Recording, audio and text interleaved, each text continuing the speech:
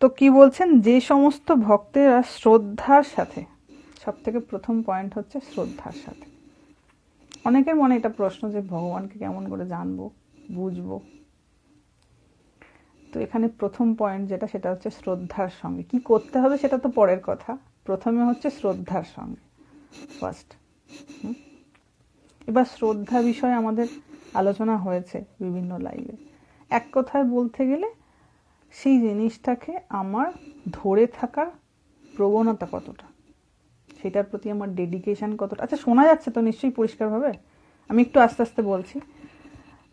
সেটার প্রতি আমার ডেডিকেশন কতটা, সেটার প্রতি আমার সারেন্ডার কতটা, এবং সেইটাকে আমি কতটা শক্তভাবে ধরে রাখার জন্য প্রচেষ্টবান। আচ্ছা, একটু জোরে বলতে হবে, ওকে। সেইটাকে বলা হয় শ্রদ্ধা। তো এই শ্রদ্ধার সাথে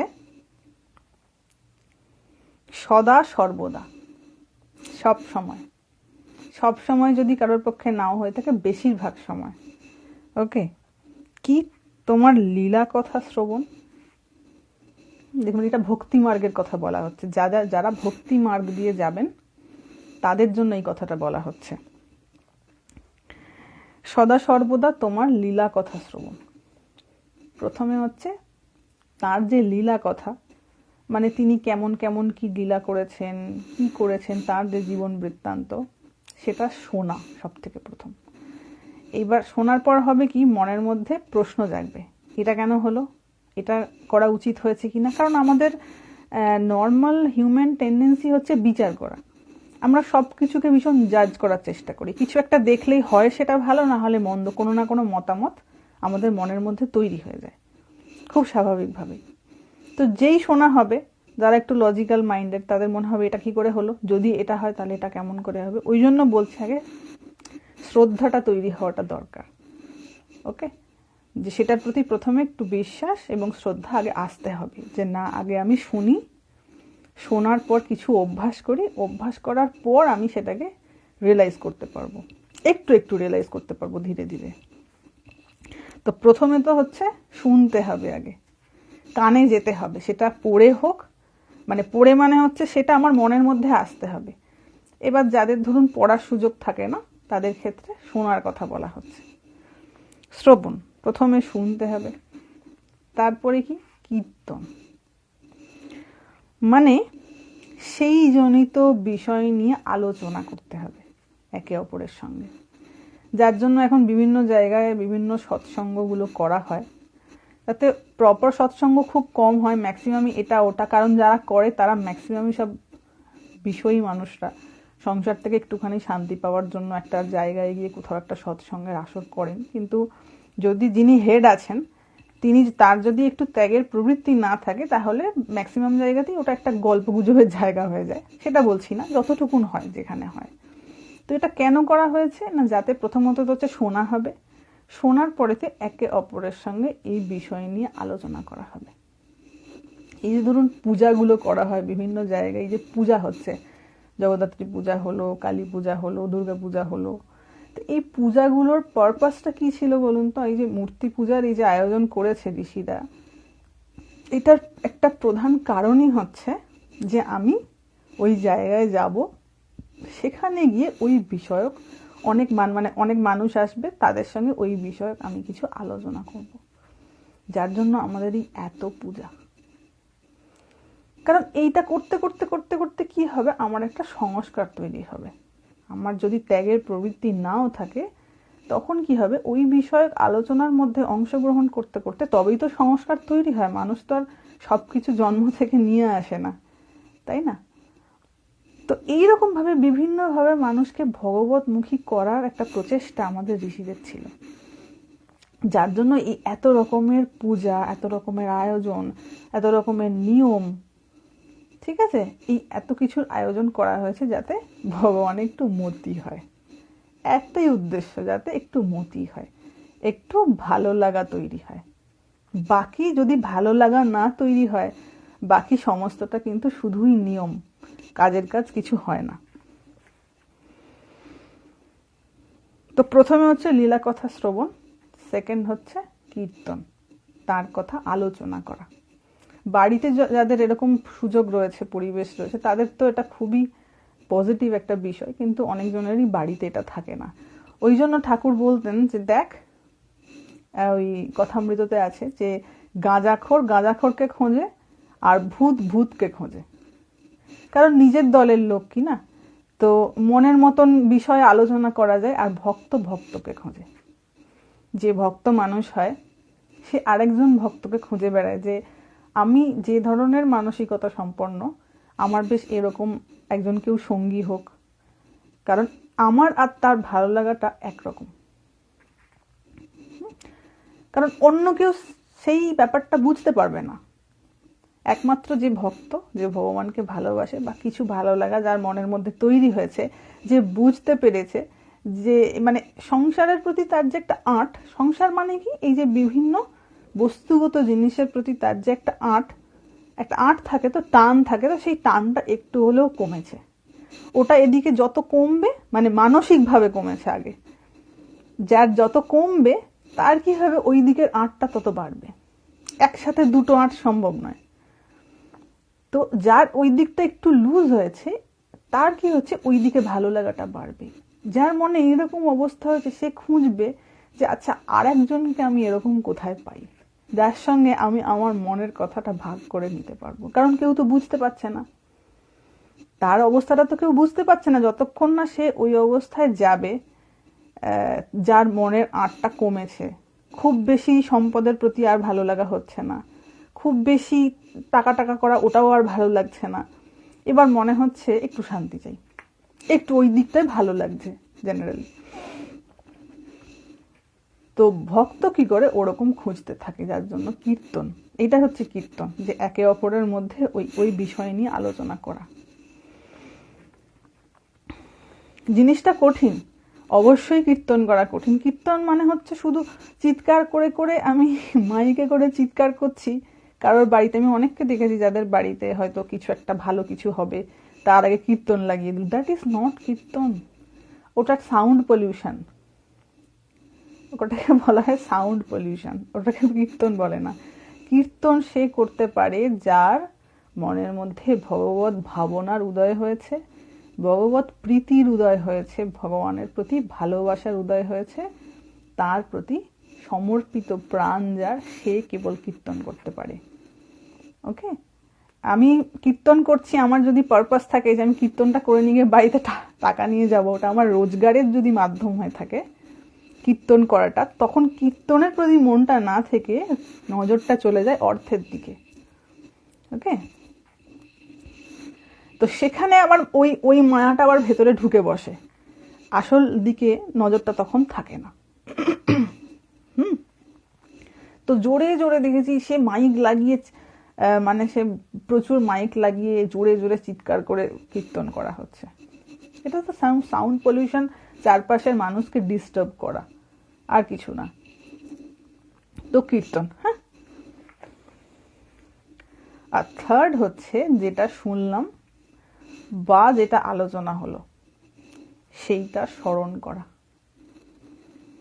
ঠিক আছে, এর মানেটা কি হলো, স্মরণ করার মানেটা কি হলো? মানেটা হলো যে তোমার মনের মধ্যে ওই জিনিসটা কাজ করছে। তো এখানের সঙ্গে ভগবদ গীতার যে শ্লোকটা রয়েছে, মনমনা ভব, অনেকবার আমাদের লাইভে বলা হয়েছে, কারণ ওটা হচ্ছে সাধনার সার। যারা যারা আধ্যাত্মিক পথে এগোচ্ছেন, ওইটি হচ্ছে সার কথা। ওটাকে ছেড়ে দিয়ে কোনোদিন কোনো আধ্যাত্মিক রাস্তা হতে পারে না। সেটা হচ্ছে মনমনা ভব, তুমি আমাকে তোমার মনটি দাও। এটি একদম কোর কথা। এটিকে কেন্দ্র করে সব অনেক এদিক ওদিক ব্যাখ্যা, এই দার্শনিক তত্ত্ব, এখানে এই ঋষির ব্যাখ্যা, মুনির ব্যাখ্যা, সব বিভিন্ন রকম ভাবে, মনের ব্যাখ্যা, আত্মার ব্যাখ্যা, বুদ্ধির ব্যাখ্যা, চারিদিকে সব লেখা রয়েছে। কিন্তু এইটি ভগবদ্গীতার একটি অন্যতম শ্লোক, যে মনমনা ভব, তুমি আমাকে তোমার মনটা দাও। যে এটি করতে পেরেছে সে আধ্যাত্মিক পথে তুঙ্গে পৌঁছে যাবে। এবং এখানেও দেখুন, প্রথমে বলছে শোনো, শোনার পরে নিজেদের মধ্যে আলোচনা করো, একে অপরের সঙ্গে ভাবের বিনিময় করো। ধরো কেউ নেই, তুমি নিজেই কোনো একটা হয়তো সঙ্গীত, কোনো একটা গান গাইলে, বা নিজে, আমি পার্সোনালি অনেক সময় কথামৃত পড়ে ঠাকুরকে শোনাতাম কেউ যদি না থাকতো। তো এরকম করতে পারেন যে যদি কেউ নেই, সবার যে সবসময় সঙ্গী জুটে যাবে এরকম তো কোনো ঠিক নেই। মনমনা ভব শ্লোকটা পসিবলি আছে 9th চ্যাপ্টারের শেষের দিকে, পসিবলি। মনমনা ভব মদভক্ত ভব মজ্জাজি মাম নমস্কুরু, ঠিক আছে? তো যদি কারণ মনে হয় যে আমি একা আছি, তো নিজেরাই সেই এটা কি খুব সহজ? না, সহজ নয় বলেই তো এটা দুষ্প্রাপ্য। যদি সহজ হতো তাহলে তো সবাই আধ্যাত্মিক পথে গিয়ে সব প্রচুর শান্তির অধিকারী হয়ে যেতে পারতো, কিন্তু হচ্ছে না। তো আর হচ্ছে না বলেই, এটা তো সহজ নয় বলেই মানুষের এটাতে চাহিদা রয়েছে। যেটা ওভার সাপ্লাই রয়েছে না, সেটা ডিমান্ড থাকে না সেটার ডিমান্ড থাকে কি, যেটা ধরুন ওভার সাপ্লাই আছে আপনার কাছে, ঘরেতে প্রচুর রয়েছে, সেটার কি আপনি কখনো ডিমান্ড ফিল করবেন? ধরুন আপনার কাছে ট্যাঙ্কে জল ভর্তি আছে, তো আপনি কি জলের অভাব অনুভব করবেন না? ট্যাপটা খুললেই জল বেরোবে। কিন্তু ধরুন 2 দিন ধরে মোটর চালাতে পারছেন না, পাওয়ার নেই, ট্যাঙ্কে জলও নেই, এবার জল দরকার পড়েছে, তখন এবার মনে হচ্ছে জল কোথায় রয়েছে। এবার পাশের বাড়িতে খোঁজ নেওয়া হয় ট্যাপে জল আছে কিনা, পাশের বাড়িতে খোঁজ নেওয়া হয় তোমার কাছে জল আছে। তো তার মানেটা কি, আমার যদি ওভার ডেলিভার হয়ে যায় তাহলে ডিমান্ডটা থাকে না। ডিমান্ড তখনই থাকে যখন ডেলিভারিটা কম আছে, সাপ্লাইটা কম আছে। তো এই জিনিস সহজ নয় বলেই এটা এত উচ্চ আদর্শ, এবং এর ফল এত সুন্দর। দুষ্প্রাপ্য তো বটেই। ওকে, তো প্রথমে হচ্ছে শ্রবণ, কীর্তন এবং স্মরণ। স্মরণ করতে হবে, শুধু শ্রবণ করে নিলাম, একে অপরের মধ্যে আলোচনা করে নিলাম, আর বাড়ি গিয়ে আমি যেখানে ছিলাম সেখানে চলে গেলাম। এটাই জেনারেলি হয়।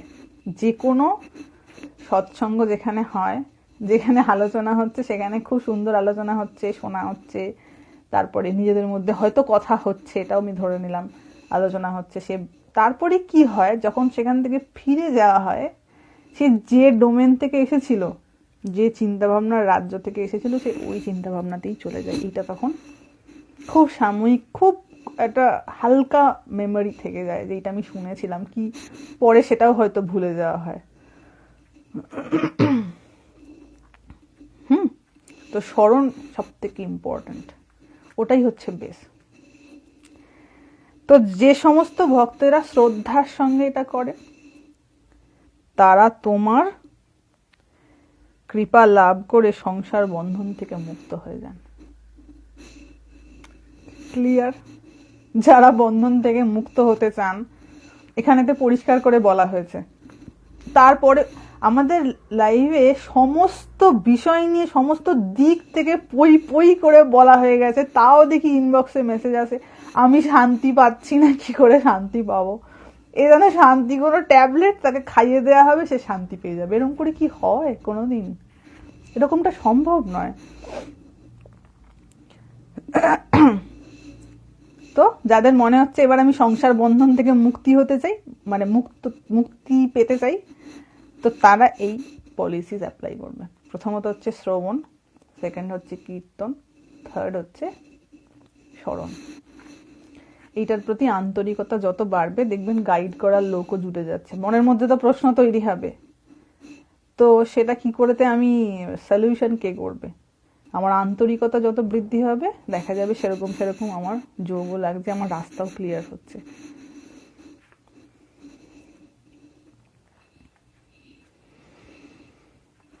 এইটা একটা ভালো প্রশ্ন ছিল, কারণ মুক্তি আমরা সবাই পেতে চাই বাবা। এটা হচ্ছে ভক্তি মার্গের দিক থেকে। জ্ঞান মার্গের দিক থেকে শঙ্করাচার্যজির কিছু শ্লোক আমরা পরে আলোচনা করব, সেখানে উনি যেভাবে ব্যাখ্যা করছেন সেই জায়গাগুলো নিয়ে অন্য একদিন আলোচনা করা হবে, ঠিক আছে? যদি আমার কাছে, আমি যখন পৌঁছে যাব, যদি আমার কাছে বিবেক চূড়ামণি আমি পাই, তো একদিন ওইটার ওপর লাইভ হবে। কারণ বইও তো থাকতে হবে, আমি তো সব বই ক্যারি করে নিয়ে যেতে পারবো না। এইবার কুন্তি কি বলছেন? কুন্তি বলছেন যে দেখো, শ্রীকৃষ্ণকে বলছেন ইনারা কিন্তু সব সংসারী মানুষ, মানে গৃহস্থ মানুষ, এরকম না যে সব ছেড়ে ছেড়ে দিয়ে বনবাসী হয়ে গেছেন, তাই না? মানে মানুষের এটা একটা কমন প্রশ্ন যে সংসারের থেকে কেমন করে আমি ভগবানকে ধরবো। কিন্তু এটা আমি অনেকবার এক্সপ্লেন করেছি, সংসারে আমরা সবাই আছি, কেউ এমন নেই পৃথিবীতে যে সংসারে নেই। সাধুরা সংসারে নেই নাকি খাচ্ছে না পড়ছে না, সবাই নর্মাল খায় দায় ঘুমায়, কিন্তু সংসারী তাদেরকে বলা হয় যারা সংসারটাকে সত্য বলে বোধ করে সেইটাতে অ্যাটাচড হয়ে বসে রয়েছে, তাই না?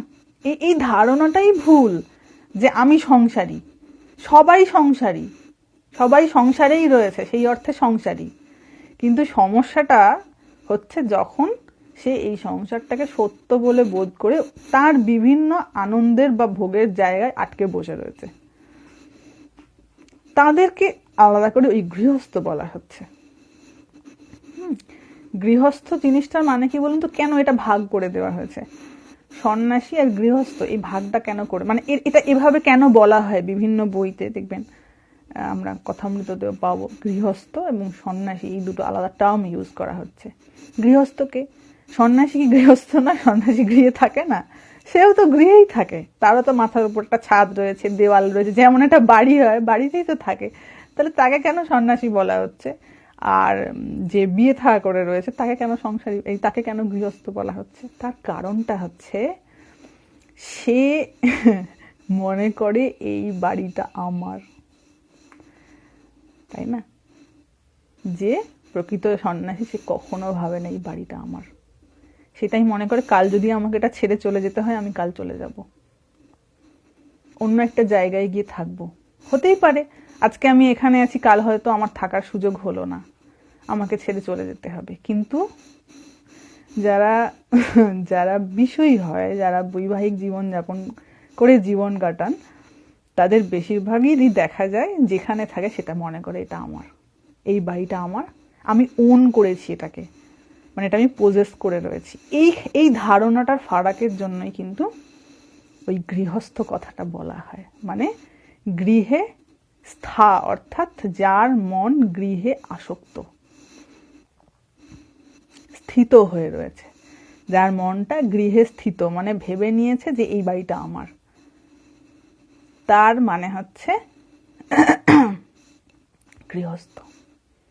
ওকে, ওরকম আবার এমন অনেক মানুষ রয়েছেন যারা হয়তো বৈবাহিক জীবনযাপন করছেন, মনের এরকম ভাব রয়েছে যে কোনো কিছুই আমার না, তিনি কিন্তু আর গৃহস্থ নেই। গৃহস্থ কথাটার আমি প্রপার মিনিংটা আপনাকে বললাম, এরকম কোনো ব্যাপার নেই যে শুধু বিয়ে থা করলেই সে গৃহস্থ হয়ে যায়, আর বোধহয় ত্যাগের ভূষণ পরে নিলে সে গৃহস্থ হয় না, তা নয়। যখন এই আমি আর আমার এইরূপ বোধ শুরু হয়ে যায় না জিনিসের প্রতি, সে তখন ওইটাতে স্থিত হয়ে গেছে তার মন। ওকে, ওই জিনিসটাই স্থিত হয়ে গেছে, সম্পদে মনটা চলে গেছে। এখানে ভগবান বলছেন মন আমাকে দাও, ভগবানের দিকে মন না গিয়ে মন ওই দিকে চলে গেছে। এবার মন তো একটাই, ওই দিকে গেলে এদিকে কেমন করে যাবে? ওই জন্য যদি কখনো এটা দেখেন যে কোনো মানুষ অত্যন্ত বিষয় আশয় নিয়ে লিপ্ত আছে, অথচ সে ভগবানের কথা বলছে না, ফ্রড করছে। বিষয় কার্যে হয়তো বিভিন্ন রকম ভাবে সে যুক্ত রয়েছে, ঠিক আছে, অথচ মুখে যদি এরম দেখায় বা ভাব করে যে আমার মতন ভগবানকে কেউ ভালোবাসে না, পুরো ফ্রড কথা। এটা হতেই পারে না। পৃথিবীতে যে মানুষ ঈশ্বরকে ভালোবাসে তার বিষয়ের প্রতি আঁট কমবেই কমবে। এটা ওই ব্যস্তানুপাতিক, আমরা যেমন অঙ্কেতে পড়েছিলাম ব্যস্তানুপাতিক, ওইটা যত বাড়বে এইটা তত কমবে। যে কোনো আমরা প্রপার জায়গায় যদি শাস্ত্রতে খুঁজে দেখি, দেখবেন এই ধরনের হিন্ট দেওয়া রয়েছে। কথামৃততে ঠাকুর তো ঝুড়ি ঝুড়ি এরকম এক্সাম্পলস দিয়েছেন।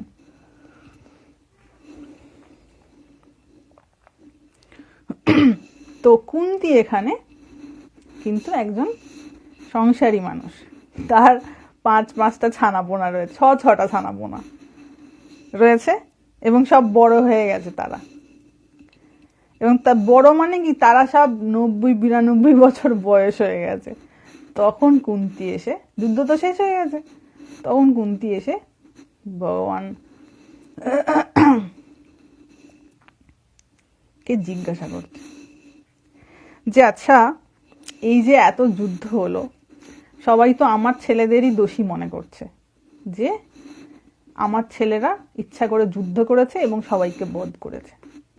তা তুমি কি এখনই চলে যাবে?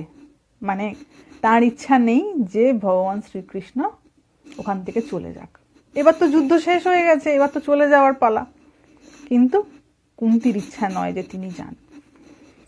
তো তিনি শ্রীকৃষ্ণকে বলছেন যে সবাই তো আমার ছেলেদেরই দোষারোপ করছে, তো তুমি কি চলে যাবে এখনই?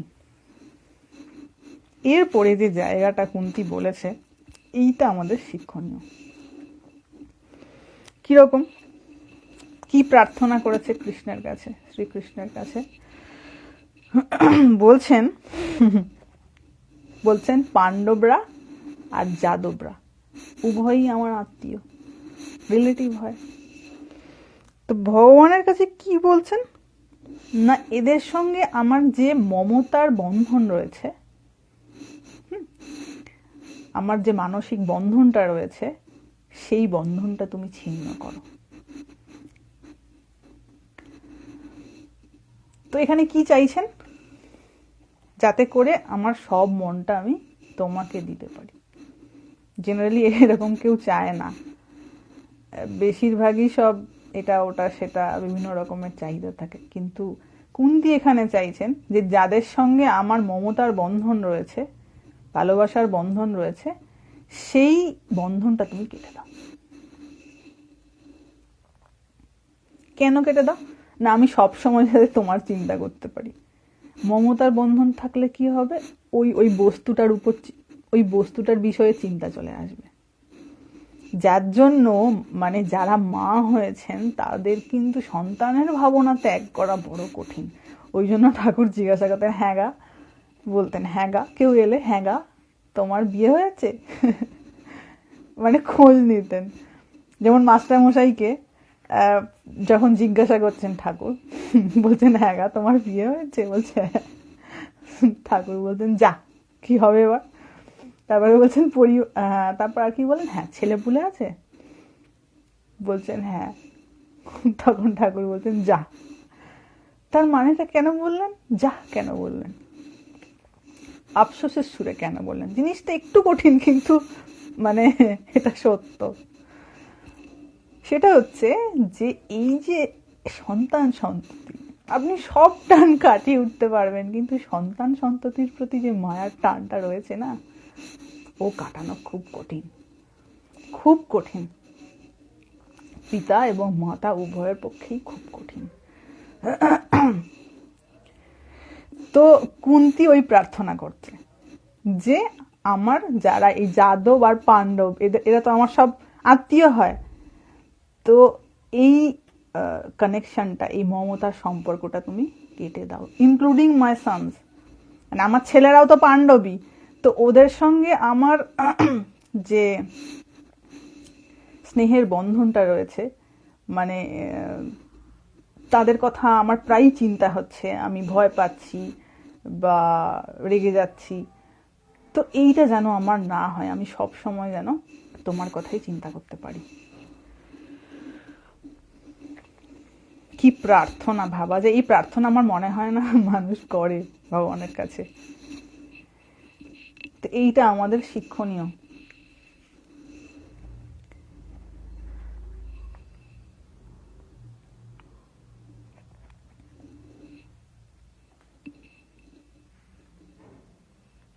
এবার কুন্তি কি ভাবছে? বলছেন পুত্র ও আত্মীয় স্বজনের সঙ্গে আমার যে সম্বন্ধ রয়েছে তা তোমায় পর্যবসিত হোক। ছেলে পুলেদের প্রতি এবং আত্মীয় স্বজনের প্রতি আমার যে টান রয়েছে, সেই টানটা ঘুরে গিয়ে তোমার প্রতি হোক। এবার এর সঙ্গে ঠাকুরের একটা কথা, ঠাকুর খুব বলতেন যে 3 টান এক হলে তখন ভগবানের দর্শন হয়। আমরা যারা কথামৃত পড়েছি সবাই জানি 3 টান কি জিনিস। একটা হচ্ছে মায়ের ছানার প্রতি, একটা হচ্ছে বিষয়ের প্রতি, আর একটা হচ্ছে স্ত্রীর স্বামীর প্রতি। তো এই টানগুলো হচ্ছে সব বিভৎস টান, মানে বিভৎস বিভৎস টান, যেগুলো কাটানো কঠিন। এই জন্য কিন্তু সন্ন্যাসীদের ক্ষেত্রে বিবাহ করা মানা। অনেকে বলে আচ্ছা বিয়ে করে কি ভগবানকে ডাকা যায় না? ভালো করে লিঙ্কটা বুঝুন, কেন মানা করা রয়েছে। লোকে তো পাগল ছিল না, ঋষিরা তো আর পাগল ছিল না, না শঙ্করাচার্যজি তো আর পাগল ছিল না যে এই ধরনের একটা প্রথা উনি এরকম ভাবে নিয়ে যাবেন। তার ক্ষুরোধার বুদ্ধির কাছে তো কোনো কিছুই অধরা ছিল না। কেন বলা হচ্ছে? কারণ যেই তুমি ওইটার ভেতরেতে ঢুকবে, মায়ার এমন চক্র, তুমি ওই জিনিসটায় মন না দিয়ে, ওইটার জন্য না ভেবে থাকতে পারবে না। আর যেই তুমি অন্য বিষয় নিয়ে মত্ত হলে, তোমার এই দিকের টান কমবেই কমবে, এবং শুধু তোমার সময় নষ্ট হবে। সব থেকে বড় কথা, আমরা যদি আমাদের জীবনটাকে খুব ভালো করে দেখি, একটা ধরুন আপনি 80 বছরের একটা মানুষের কাছে গেলেন, হ্যাঁ, মানুষের কাছে গিয়ে তার জীবনটা আপনি দেখুন। তার কৈশোর এসছে, যৌবন এসছে, তারও বিবাহ হয়েছে, তার সন্তানাদি হয়েছে। তো এবার ওই সময়ে গিয়ে তার পার্সপেক্টিভটা কি জীবনের প্রতি, এটা আমি আগেও লাইভে বলেছি, কিছুই হয়নি, তাই না? কিন্তু দেখুন, যার ধরুন 30 বছর বয়স, তার কি মনে হচ্ছে প্রচুর স্বপ্ন, এত এত কিছু করতে হবে, এইখানে যেতে হবে, এত ঘুরতে হবে। কেন?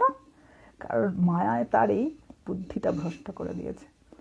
ওটা কিছুতে বুঝতে দেবে না যে বাবা তুমি যতই লাফাও, কিন্তু তুমি ঠিক শান্তি এরম করে লাফিয়ে পাবে না। সেইটার জন্য তোমাকে অন্তর্মুখী হতে হবে, তোমাকে ভগবতমুখী হতে হবে,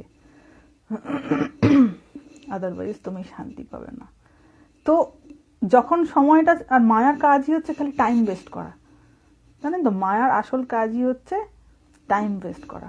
আপনার খালি সময়টা, মানে যেটা আপনার মূল্যবান সময়, সেটাকে কি করবে, আপনার থেকে ছিনিয়ে নেবে। কোনো না কোনো মায়ার একটা কিছু ঢুকিয়ে দিল, হয় টাকা পয়সার অভাব, নালে বেশি টাকা হয়ে গেছে, এবার বেশি টাকা হয়ে গেলে কোথায় কোথায় দিতে হবে, কোথায় কোথায় ইন্টারেস্ট অ্যামাউন্ট কি আছে, এখানে দিলাম, মাসে কত পাবো, হিসাব নিয়ে বসতে হবে, হাজারো রকমের সমস্যা। কি আবার পয়সা কেটে নিয়েছে, চুরি চামারি হয়ে গেছে, সেই রকম হাজারো সমস্যা নিয়ে। এটা তো একটা আমি জাস্ট বললাম একটা পয়েন্ট অফ ভিউ থেকে, যে কেবল আপনার মনটাকে ভগবতমুখী হতে দেবে না, খালি সময় নষ্ট, কিছু না কিছু ঠিক ঢুকিয়ে দেবে। আর নাহলে নিজের শরীরে ব্যথা, গায়ে ব্যথা, মাথায় ব্যথা, পেটে ব্যথা, নাহলে নিজের হলো না, বাড়ির লোকের প্রবলেম, তার মাথায় ব্যথা, পেটে ব্যথা, এইসব চলতেই রয়েছে। বাচ্চা কাচ্চা থাকলে তাদের স্কুল রয়েছে, কলেজ রয়েছে, তাদের কেরিয়ারের প্রবলেম। ওকে, সে দাঁড়াতে পারলো কিন্তু তার জন্য আমি জ্বলে পুড়ে মরে যাচ্ছি। আমি তো নিজে দাঁড়ানোর জন্য জ্বলে পুড়ে মরেইছি। ওকে, আমি নিজে ফাইন্যান্সিয়ালি এস্টাবলিশড হওয়ার জন্য আমি তো নিজে স্ট্রাগল করেওছি। সে যতক্ষণ না হতে পারছে তখন আমার শান্তি হচ্ছে না। হ্যাঁ, তো টোটাল পিকচারটা যদি খুব ভালো করে দেখেন, কি দেখবেন, শুধু টার্বুলেন্স, কেবল ওঠানামা হচ্ছে, কোনোভাবেই স্থির আর হওয়া হচ্ছে না। অনেক মায়েরা আছেন যারা মনে করেন ছেলেপুলে একটু বড় হয়ে গেলে আমি বোধহয় স্থির হয়ে ভগবানের নাম করব, ওঠা মুশকিল হয়ে যায়। খুব লাকি হলে একরকম, আর যদি মানে বেশিরভাগই দেখেছি হয়ে ওঠে না। অনেকে এরকম দেখেছি যারা বলেন ছেলে বড় হয়ে গেছে, ছেলের হয়তো আমি বিবাহ দিয়ে দিই, এবার আবার একটু শান্তিতে ভগবানের নাম করব কিছু দিনের জন্য, আবার তার ডাক পড়ে যায়, চলে এসে এখানে অসুবিধা হচ্ছে, রান্না করো। তো এগুলো হয়, ইন জেনারেল হয়। তার মানে কি, মায়ার প্রভাব অত্যন্ত কঠিন, অত্যন্ত জোরালো। সে খালি আপনার সময়টাকে খেয়ে নেবে। কত দেখবেন কাজ রয়েছে, এইটা করতে হবে, ওইটা করতে হবে, এত কাজ। সৎসঙ্গগুলোতে গিয়ে আমি দেখেছি, হয়তো 1 ঘন্টা ভগবত কথা শোনা হলে এবার সব উসকুস উসকুস করছে। কেন উসকুস উসকুস করছে না, বাড়িতে গিয়ে এবার ডাকছে, ফোন চলে এলো, কতজনের তো ফোনই চলে আসে, কোথায় আছো, তাড়াতাড়ি বাড়ি এসো। বাড়ি গিয়ে এবার রান্না করতে হবে, এটা করতে হবে। ওইখানে বসেই দেখি আলোচনা শুরু হয়ে গেল, তুমি আজকে কি বানাবে গো, পটলের তরকারি, কে বলে আমি কপির তরকারি বানাবো। আমি এগুলো দেখেছি হয়। তো এটা এই জন্য বলা মায়ার প্রভাব। একটুখানি ঠাকুর বললেন না যে পানা পুকুরে পানাটা ভরে রয়েছে, একটুখানি যেই পানাটা সরানো হলো, জলটা একটু দেখা গেল, আবার ছেড়ে দেওয়া হলো, আবার পানা ঢাকা দিয়ে দিল, হয় না? ঠিক তেমনি একটুখানি ভগবত কথা শোনা হলো, মনে কি উদ্দীপনাই না হলো, আজ থেকেই সব আমি জপ করব, ধ্যান করব, সব করে ফেলবো। কিন্তু আবার কি হয়, ওই পানা ঢাকা পড়ার মতন ঢাকা পড়ে যায়, মুশকিল হয়ে যায়, তখন রেগুলারিটি মেনটেন করা যায় না। ওই জন্য কি বলা হয়, সাধন ভজন সব সময় অল্প থেকে শুরু করতে হয়, সামান্য হোক, ক্ষুদ্র হোক, কিন্তু রেগুলার হোক। ওটাই হচ্ছে উন্নতির লক্ষণ। আমি এক মালা করেই জপ করব সারাদিনে, কিন্তু রোজ করব। যেটা যেই এক মাসে অভ্যাস হয়ে যাবে, তখন দেখবে ওই এক মালাটা আপনি 2 মালায় কনভার্ট করতে পারছেন। 2 মালায় কনভার্ট করতে পারছেন। তো এই রেগুলারিটিটা মেনটেন করাটা খুব দরকার, ওটাই হচ্ছে আসল।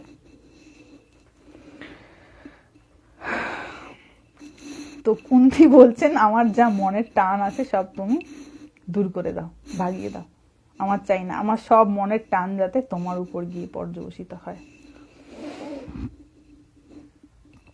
কিরকম কিরকম না, কুন্তি বলছেন যে তোমার মাধ্যমে আমি যতটুকুন চিনি ওটাই যথেষ্ট। কিরকম না, উনি বলছেন যে আমি এইটা ভাবতেই চাই না যে অর্জুন আমার ছেলে, আমার কাছে অর্জুনের পরিচিতিটা থাকুক সে তোমার সখা। বাবুন কত বড় কথা বলেছে। বলছেন আমি ভুলে যেতে চাই অর্জুন আমার ছেলে। আমার যদি কারোর সঙ্গে কিছু পরিচিতি থাকে সেটা তোমার মাধ্যমে হোক, তোমার তার সঙ্গে কি সম্পর্ক সেই সম্পর্কে আমি সম্পর্কিত হতে চাই। আমি আমার পার্সোনাল কোনো রিলেশন ওরকম ভাবে মনে রাখতে চাইছি না। কি অপূর্ব কথা, ভগবান ছাড়া আমার আর কেউ নেই, তার সাথে আমি সদা যুক্ত। ভগবানের সঙ্গে সম্পর্ক আছে বলেই জগতের সঙ্গে আমার সম্পর্ক। একটু কঠিন বোঝাটা, কারণ কিভাবে বুঝবো, কিন্তু এটা ফ্যাক্ট যে ভগবানের সঙ্গে সম্পর্ক আছে বলেই কিন্তু আমার সবার সঙ্গে সম্পর্ক। এবং আমি এই যে বিভিন্ন জিনিসে আকর্ষিত হচ্ছে, এই সবটা তো তাঁরই সত্তা। যেটার সঙ্গে আমার শারীরিক মানসিক গঠনের মিল হয় আমি সেটাতে আকর্ষিত হই, আমি নিজেই নিজেকে খুঁজি, নিজেই নিজের প্রতি আকর্ষিত হই। এই যে দেখেন না, কোনো ব্যক্তির প্রতি আকর্ষণ হয়েছে, খুব ভালো করে, এটা আমি আগেও বিভিন্ন লাইভে বলেছি, খুব ভালো করে ভেবে দেখবেন, আচ্ছা কেন আকর্ষণটা হলো, অন্য কারোর প্রতি কেন হলো না, ওই বিশেষ পার্টিকুলার ব্যক্তির প্রতি কেন হলো।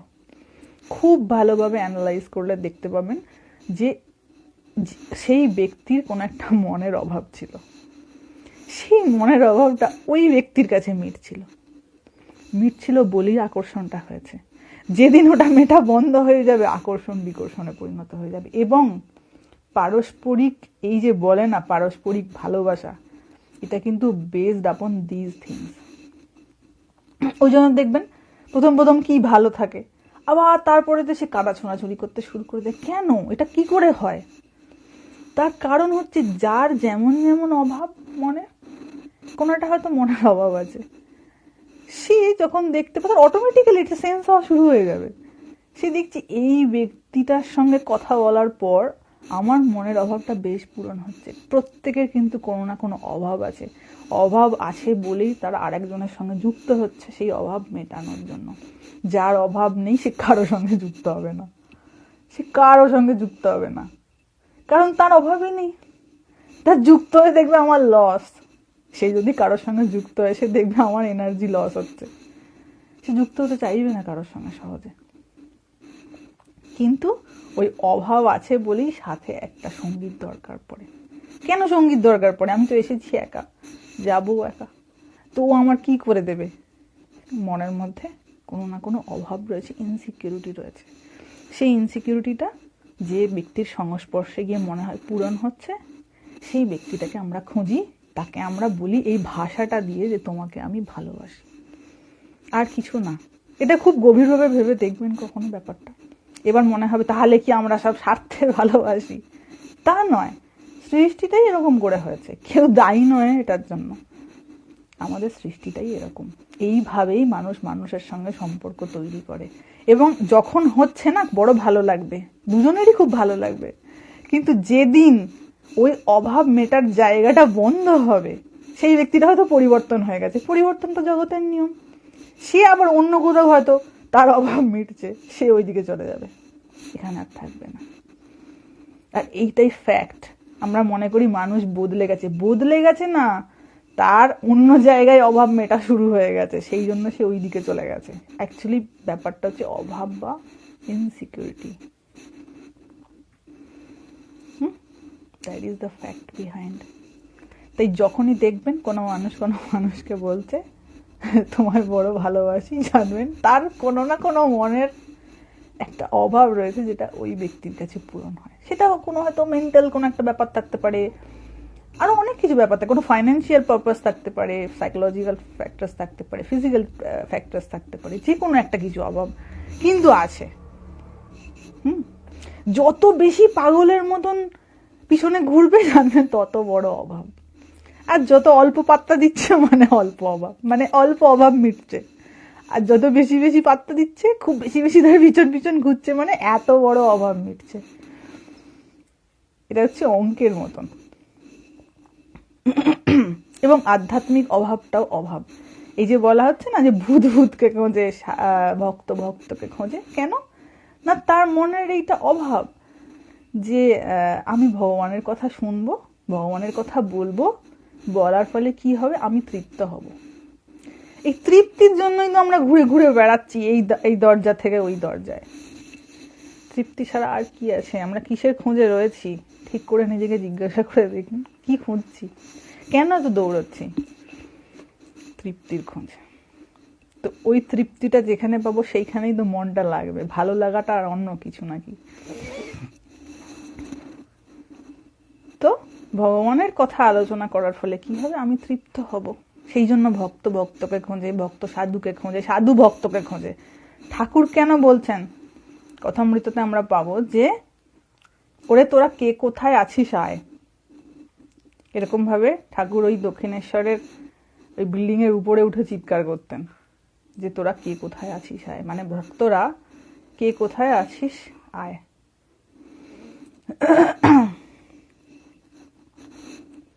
This is fact. খুব ভালো করে একটুখানি যদি কেউ সাইকোলজি স্টাডি করে দেখবেন। এবং এটা এভাবেই আমাদের সৃষ্টিতে তৈরি, এখানে কাউকে স্বার্থপর ভাবার কোনো জায়গা নেই, এভাবেই সৃষ্টি তৈরি হয়েছে। পারস্পরিক একটা অভাব পূরণের জায়গা থেকেই সম্পর্ক তৈরি হয়। ভক্ত কেন ভগবানের পিছনে দৌড়চ্ছে, এমনি এমনি দৌড়চ্ছে না, সে তার মনের যে খিদেটা রয়েছে, তার মনের যে অভাবটা রয়েছে সেইটা মিটছে, সে তার নাম করে বড় তৃপ্তি অনুভব করছে, সেই জন্য সে ওটার জন্য পাগল। যার যেটা করে তৃপ্তি অনুভব হয় সে ওটার জন্য পাগল হয়ে যায়। ব্যাপারটা হচ্ছে তৃপ্তি, মনের অভাব মেটাটাই হচ্ছে পারপাস। ওইটা যেখানেতে হবে না সে কিছুতেই ওইখানটা যাবে না। সবার ওই জন্য ভগবানের চিন্তা করার মন হয় না কেন বলুন তো? কারণ তার তো মনের অভাব অন্য। আপনি একটা নর্মাল 20-25 বছরের ছেলেকে যদি বলেন তুই সৎসঙ্গ যাত, বেশিরভাগ জন কি করবে, যাবে না। কেন যাবে না? তার কারণ হচ্ছে তার মনের অভাবের সঙ্গে ওই সৎসঙ্গর কোনো মিল নেই। মানে তার মনের অভাবটা ওই সৎসঙ্গে গিয়ে পূরণ হবে না। আর পূরণ হবে না বলি তার ওটাতে কোনো আগ্রহ নেই। দূর কি করবো, ওখানে যাবো না, বুড়ো বয়সে যাবো, বুড়ো বয়সে ভগবানের নাম করবো। কারাইগুলো বলে বুড়ো বয়সে ভগবানের নাম করব? তার কারণ হচ্ছে ভগবানের নাম করে তার মনের অভাব মিটছে না, আর অন্য কিছু করে মনের অভাব মিটছে। সে যেটা পিছনে দৌড়চ্ছে ওইটা করে তার মনের অভাব মিটছে বা মিটবে, মনে হচ্ছে যে আমার মিটবে। মায়ার আবার তো মায়া খুব ফিউচার টেন্সে চলে, জানেন তো? মায়া বড় ফিউচার টেন্সে মানুষকে নিয়ে চলে যায়। হবে হবে হবে হবে, সামনে দেখতে পাচ্ছি এই হয়ে গেল, এই বোধহয় ছুঁয়ে ফেললুম, করে ফেললুম বলে মরিচিকার মতন কেবল খালি দৌড় করাবে যে তুই একবার দৌড়টা শুরু কর না, তারপর আমি দেখছি তুই কত দূর দৌড়তে পারিস।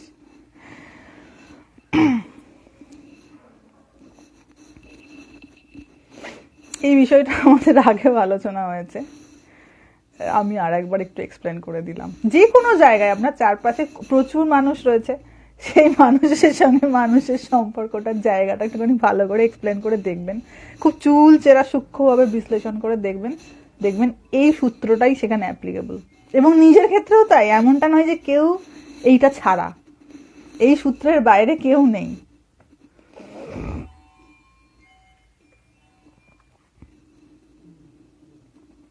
হ্যাঁ, যারা সৎসঙ্গে যাচ্ছে নিশ্চয়ই তাদের কিছু স্বীকৃতি রয়েছে, সে যেভাবেই হোক, সে মানে কোনো না কোনো স্বীকৃতি তো আছে বটেই, নালে ঘরে বসে থাকতে পারতো, টিভি দেখতে পারতো, অন্য কিছু কাজে টাইম পাস করতে পারতো, কিন্তু অ্যাটলিস্ট সে যাচ্ছে, একটু উন্নত তো বটেই, বলতে তো হবেই। যারা অন্তত ভগবানের কথা শোনার রুচিটা মনের মধ্যে যাদের এসেছে,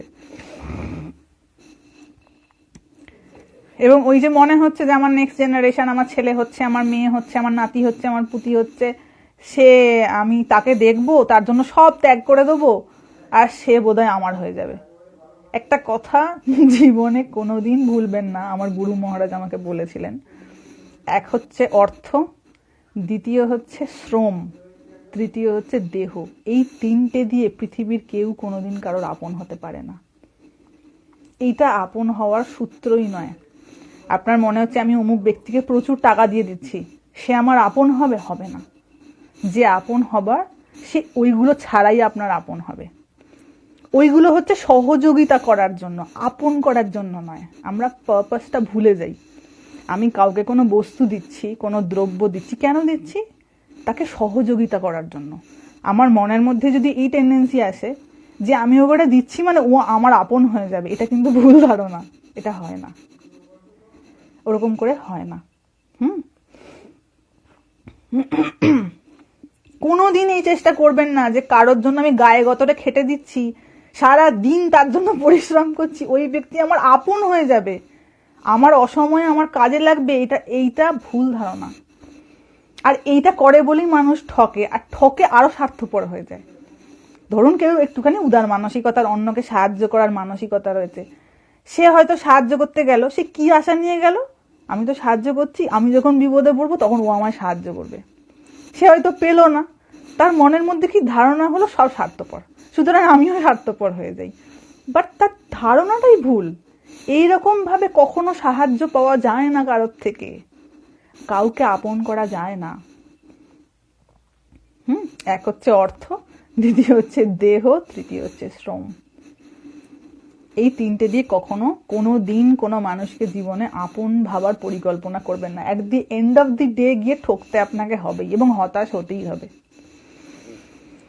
এটা ভুল ধারণা।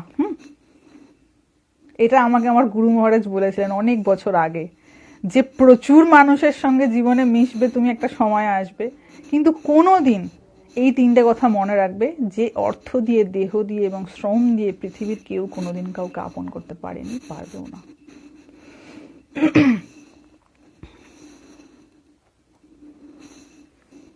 আপন হওয়ার সূত্র এটা নয় যে আপনার আপন হবে। ভগবান আপনার এমনি আপন, তার জন্য আমাকে আলাদা করে কিছু করতে হচ্ছে? আমার এমনি আপন, তিনি সবার আপন, তাই না? আমি শ্রী ভগবান বলছেন না যে আমি সকলের অত্যন্ত নিকটে।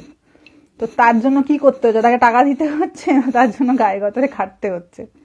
যে আপন হওয়ার সে এমনি আপন হবে, যে সহযোগিতা করার সে এমনি সহযোগিতা করবে, কিছু পেয়ে সহযোগিতা করবে।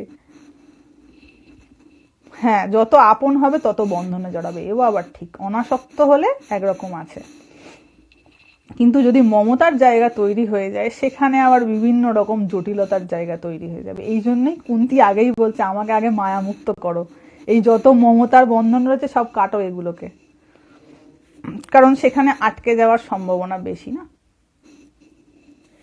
তার জন্য চিন্তা হবে, মানে মনের মধ্যে একটা অন্য রকমের একটা মানে একটা বাইন্ডিং কাজ করবে, সেই জন্যই তো ভাবনা কাজ করবে, কি হলো না হলো, হাজার রকমের টেনশনের জায়গা তৈরি হবে।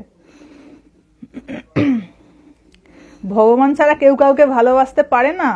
দেখুন, যে ভগবানকে ভালোবাসে তার ভালোবাসাটা না খুব হার্মলেস, আমি বলবো হার্মলেস টার্মটা আমি ইউজ করলাম। যে ভগবানকে ভালোবাসে তার ভালোবাসাটা হচ্ছে খুব হার্মলেস, আপনাকে বন্ধনে যুক্ত করবে না, বন্ধন মুক্ত করবে। আপনার গায়ে হয়তো প্রচুর দড়ি দিয়ে কেউ বন্ধনে বেঁধে রেখে দিয়েছে, সেটাকে মুক্ত করবে তার ভালোবাসাটা। কিন্তু বাকি কোনো ব্যক্তি যে ভগবানের ভও বোঝে না, আধ্যাত্মিক তত্ত্ব বোঝে না, তার ভালোবাসাটা কিন্তু আপনাকে বাঁধবে, এক্সপেকটেশনের জালে বাঁধবে। এবং ওই জন্য কি হয়, যখন কোনো মানুষ দেখা যাবে, বাড়ির একটা ছেলে হয়তো 17-18 বছরে বেশ ভক্ত, যেই দেখে যে সাধু সঙ্গ করতে গেছে, বাড়ির সকলে তাকে টেনে নিয়ে চলে আসে। কেন? কেন? সে তো মোক্ষের পথে হাঁটছে, বাড়ির লোকের কি প্রবলেম হচ্ছে? কারণ কি? আমাদের আশার জায়গাগুলো আর ফুলফিল হবে না। সে যদি চলে যায়, তাহলে তাকে ঘিরে আমাদের যে আশা রয়েছে সেটা কেমন করে ফুলফিল হবে? জিনিসটা শুনতে খুব খারাপ, এগুলো মনে হবে যে সব বাজে কথা, কিন্তু খুব ভালো করে প্র্যাকটিক্যালি ভেবে দেখবেন যে এই পার্সপেক্টিভের দিক থেকে কারোর বাড়িতে কেউ যদি সাধু হয়ে যায়, তখন সব পাগল হয়ে যায়। যদি মুখে একবার বলে আমি বিয়ে করব না, আমি সাধু হব, সাধু হওয়া তো দূরের কথা, তার বাড়ির লোকেরা এমনি পাগল হয়ে যায়। তাহলে তার মোক্ষ লাভের পথে কেন বাধা? আমরা তো পারিনি। বাড়ির লোকের জেনারেলি কি ভাবার কথা, আমি তো পারিনি, আমার দ্বারা হয়নি, ও যাচ্ছে, ওর তো কিছু কল্যাণ হোক, ওকে সেই পথে এগিয়ে দেওয়া কিন্তু হয় না। কেন না? ওই যে আমার অভাবকে মেটাবে। তাহলে আমার মনে যে অভাব আছে, আমার যে প্রয়োজন রয়েছে, সেটা তো ওকে আশা করে, তো ও না থাকলে আমার প্রয়োজন কে মেটাবে? দেখুন, মায়ের ভালোবাসা নিঃস্বার্থ নয়, প্রশ্নটা অনেকেই করেন যে মায়ের ভালোবাসা কি নিঃস্বার্থ নয়। এটা ডিপেন্ড করছে যে সেই মানুষটা কি ধারণার উপর, মানে তার কি ধারণা রয়েছে, সে কি মেন্টালিটির মানুষ, তার উপর ডিপেন্ড করছে। সব মায়ের ভালোবাসা কিন্তু নিঃস্বার্থ নয়, এরকম আমি বহু মায়েদের দেখেছি। কারণ এক্সপেকটেশন রয়েছে না। আরে এক্সপেকটেশন লেস হতে গেলে অনেক সাধনা করতে হবে, ঘরে বসে বসে কেউ এক্সপেকটেশন লেস হয় না। আমি হাজার নিজেকে আরোপ করতে পারি আমি এক্সপেকটেশন লেস, নো, প্র্যাকটিক্যালি যখন করার সময় আসবে, দেখবেন মনে আশা কোথা থেকে সে জায়গা করে বসে রয়েছে। এটা হয়ই, মায়ার রূপই এইটা, তাই না? মায়া বলা হচ্ছে কেন? আমি যাকে ধরুন লালন পালন করে তৈরি করছি, পিছনে তো আমার কিছু এক্সপেকটেশন আছেই। একেবারে এক্সপেকটেশন লেস হয় সেই কুন্তির মতো যেগুলো রয়েছে, যারা ওই ভগবানের তত্ত্বটা বুঝে ফেলেছে, এই আত্মাটা কি জিনিস, আর এই যে মায়ার চক্র, এই যে সম্পর্কগুলো, এটা কিরকম ভাবে একে অপরের সঙ্গে জড়িত হয়ে রয়েছে, কোথায় বাধা সৃষ্টি করছে, কোথায় সহযোগিতা করছে, এই রহস্যের গাঁটগুলো যার কাছে খুলে গেছে, সে তখন ছেড়ে দেবে, আশা রাখবে না।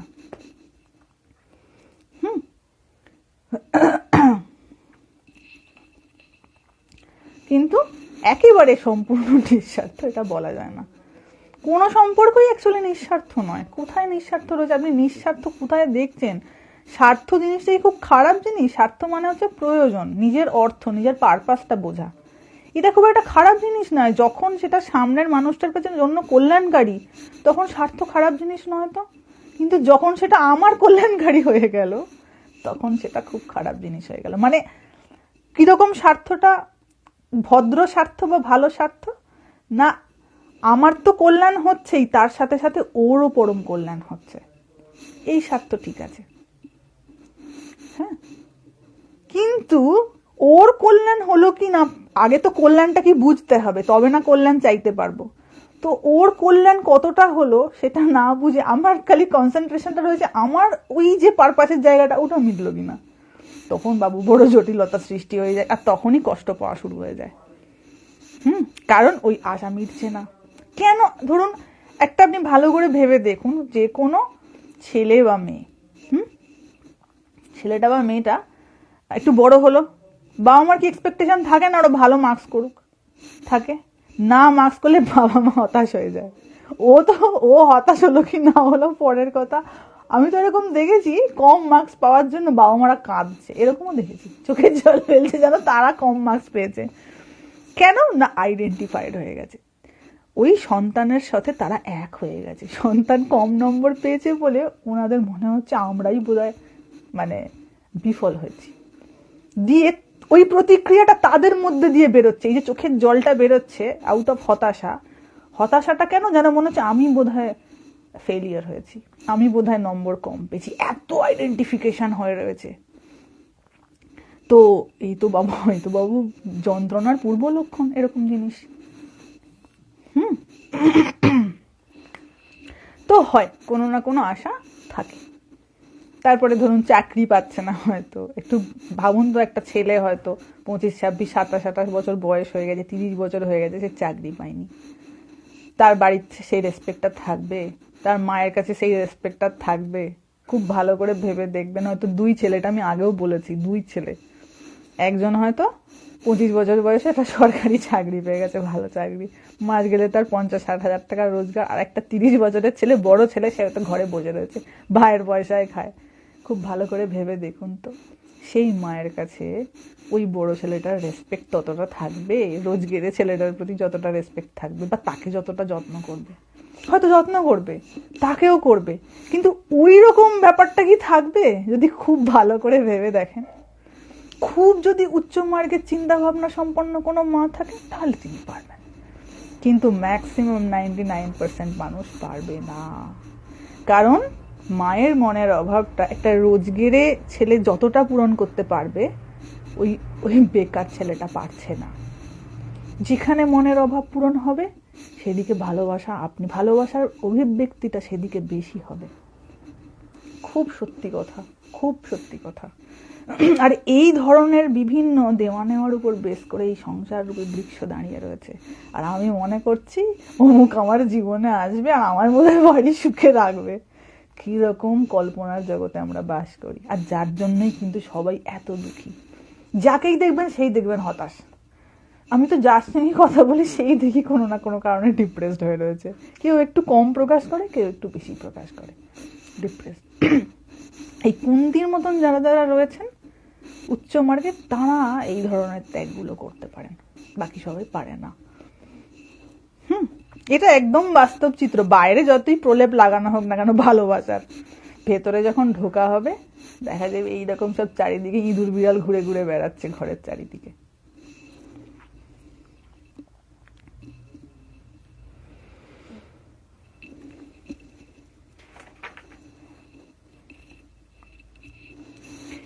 এইবার কি হয়েছে, কুন্তির প্রার্থনা শুনে ভগবান শ্রীকৃষ্ণ রথ থেকে নেমে পড়েছেন।